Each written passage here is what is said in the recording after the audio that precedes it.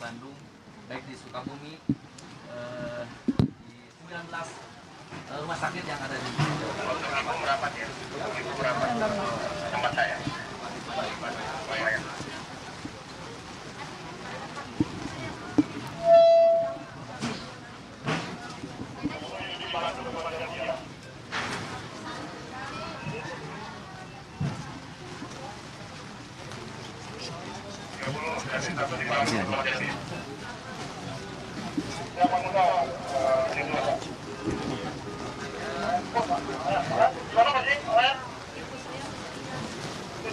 Setelah ini terus ini aja udah selesai.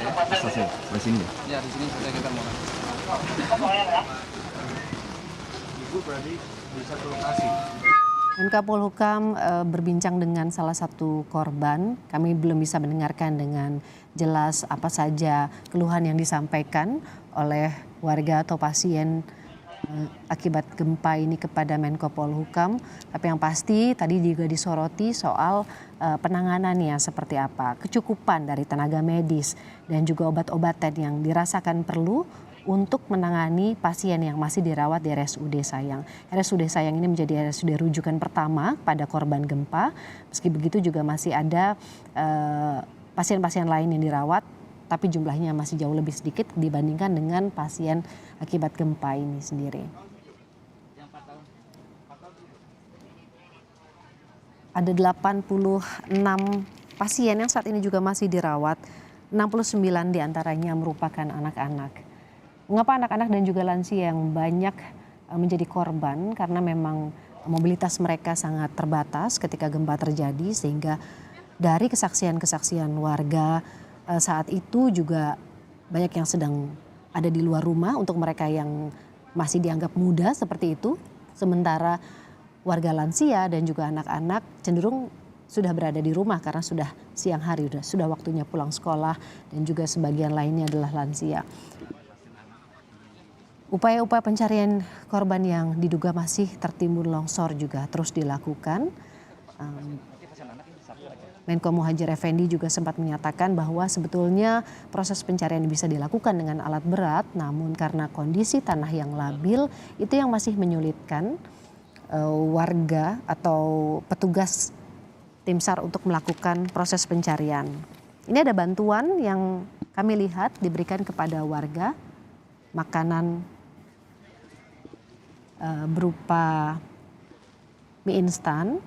Sepertinya juga tadi juga sempat dikatakan oleh Panglima TNI ada bantuan 8.000 paket bantuan sembako seperti itu, ada 5 ton beras dan juga 400 dus air mineral.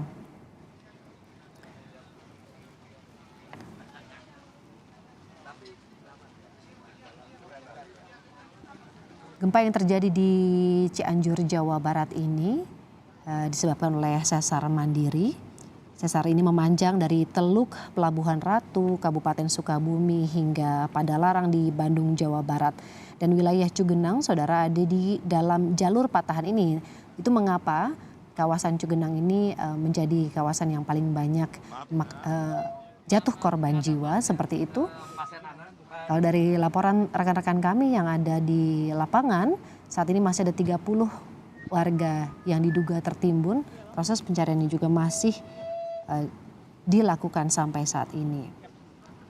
Sesar Cimandiri yang kemudian menyebabkan goncangan atau gempa bumi yang terjadi pada Senin kemarin ini terbilang sangat aktif karena geliatnya diduga memicu sejumlah gempa yang merusak di zona Sukabumi hingga Cianjur. Gempa juga sempat terjadi 40 tahun terakhir. Sebelumnya di tahun 1982 gempa juga sempat mengguncang. Kemudian sebelumnya lagi di tahun 1968 juga terjadi gempa. Artinya sebetulnya kawasan ini juga sudah menjadi kawasan yang seharusnya bisa diantisipasi ketika menjadi jalur sesar mandiri, sehingga bisa diantisipasi jika terjadi gempa besar yang akan berulang di kemudian hari. Gempa magnitudo 5,6 pada Senin siang ikut memicu longsor sehingga menimbun rumah-rumah warga yang ada di bawahnya. dan juga membuat 22.196 rumah warga runtuh, ada yang rusak ringan, sedang hingga berat. Longsor juga menimbun sebagian kawasan Cugenang. Sampai Selasa sore guncangan itu menewaskan 268 orang, 151 orang sampai saat ini masih belum ditemukan. Warga juga masih cemas untuk kembali ke rumah mereka masing-masing. Jadi sifatnya hanya berjaga di kawasan di dekat rumah mereka selain di posko-posko yang sudah disiapkan oleh pemerintah dan juga pihak yang terkait. Ada lagi yang mau diserahin tempat mana aja? Ini udah siap sih. Udah siap bomnya sana lagi. Istri Panglima TNI saat ini sedang mencoba bertanya kepada pasien apa saja keluhan yang kemudian dirasakan dan juga penanganan dari pihak rumah sakit, karena di sebelah kanannya adalah perwakilan dari RSUD Sayang ikut membantu menjelaskan kondisi dari pasien tersebut.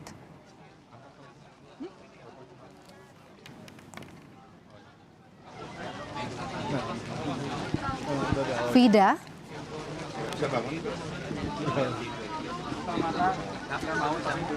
Ngoro. Ya, apa saja diskusi yang kemudian dilanjutkan oleh Panglima TNI bersama Menko Polhukam dan juga pihak dari perwakilan RSUD, Vida? Kalau saat ini Woro dan juga saudara, Ibu Panglima tengah meninjau kemudian melihat kondisi pasien baru lagi, Woro dan juga saudara, dan lagi-lagi pasien baru ini adalah anak-anak karena memang sesuai dengan apa yang kemudian diberikan informasi dari pihak RSUD bahwa memang saat gempa yang melanda kemarin Senin begitu, mayoritas korban ini adalah anak-anak yang ditangani di RSUD Cianjur. 60% anak-anak, 40%-nya lagi orang dewasa dan juga lansia.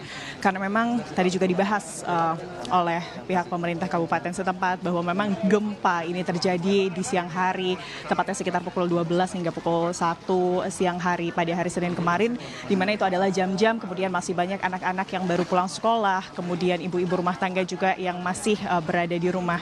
Dan tentunya itulah mengapa alasan dari banyaknya kemudian korban gempa yang terjadi pada Senin lalu ini adalah anak-anak. Selain itu, tidak hanya korban luka, korban meninggal dunia ini juga mayoritas adalah anak-anak karena memang keterbatasan gerak begitu ya, Woro dan juga saudara. Jika kita bandingkan anak-anak dengan orang dewasa, ini tentunya sangat berbeda. Langkah kaki mereka masih sangat kecil begitu dibandingkan orang dewasa, pergerakan mereka juga terbatas. Maka dari itu memang yang lebih banyak terlihat kalau di RSUD Cianjur selain lansia dan juga orang dewasa, mayoritas kami lihat ini adalah anak-anak. Luka-lukanya ini adalah luka-luka yang kemudian lebam begitu, memar, dan juga luka-luka seperti patah tulang begitu, Woro.